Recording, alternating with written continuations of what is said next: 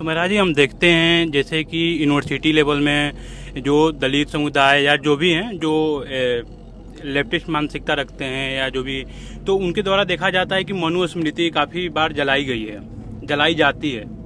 तो ऐसा आखिर क्यों होता है कि मनुस्मृति जलाया जाता है और संविधान को प्रायोरिटी दी जाती है? कि देश केवल संविधान से ही चलेगा या इसमें धर्म की भी या कुरीतियाँ कुछ ऐसे इसके वजह से ही मनुस्मृति को जलाई जा रही है? ऐसा है कि एक व्यक्ति ने जब ये बहस चलती थी तो उसमें हमने सुना था, बहुत अच्छी बात कही। ये बहस चल रही थी, उसने कहा अच्छा ये बताइए मनुस्मृति, वो आप संविधान की बात करते हैं, ठीक है, ये संविधान कैसे बना जिस संविधान को आप सर्वोत्तम मान रहे हैं? उन्होंने कहा कि अमुक अमुक ने बनाया। उन्होंने कहा ठीक है, जिसने भी बनाया, बनाने पे हम नहीं जा रहे हैं, इसका स्रोत क्या है?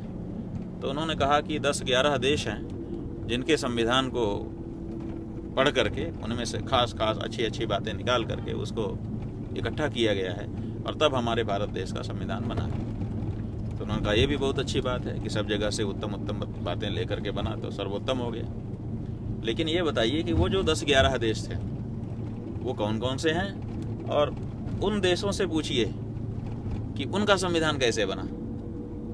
तो उन देशों से भी पूछताछ हुई और उन देशों में से मेजर देशों ने कहा कि हमने तो मनुस्मृति से देख करके अपना संविधान बनाया था। समझ रहे हैं? क्योंकि विश्व का सबसे पहला संविधान मनुस्मृति है। तो मनुस्मृति से प्रेरित होकर के उन्होंने संविधान बनाया और हमने मनुस्मृति छोड़ दी उनसे। ऐसा होता है कि एक सरदार जी विदेश गए, तो विदेश गए तो उन्होंने सोचा कि अब यहाँ से विदेश से वापस चल रहे हैं तो विदेश की कोई चीज़ खरीद के चलना चाहिए। तो उन्होंने बहुत अच्छी दुकान में जाके बहुत सारा पैसा दे करके एक अच्छा सा कंबल खरीदा, नरम नरम गरम गरम, और ले करके घर में आए और कहा देखो तुम्हारे लिए हम ये गिफ्ट लाए हैं। तो घर का जो बच्चा था, घर के लोगों ने तो कंबल देखा और घर का बच्चा जो था वो कोना देखने लगा, और उस कोने पे लिखा रहता है कि कहाँ बना, क्या कब बना, क्या है क्या नहीं। तो उसने जब वो टैग देखा तो उसमें लिखा था मेड इन इंडिया।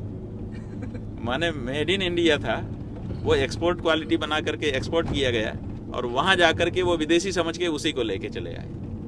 समझ रहे हैं ना? यही हो रहा है। जो हमारी चीज़ है वो हमारे यहाँ से जब डायरेक्ट हमको मिलती है तो हमको अच्छी नहीं लगती है। दूसरी जगह जाके जब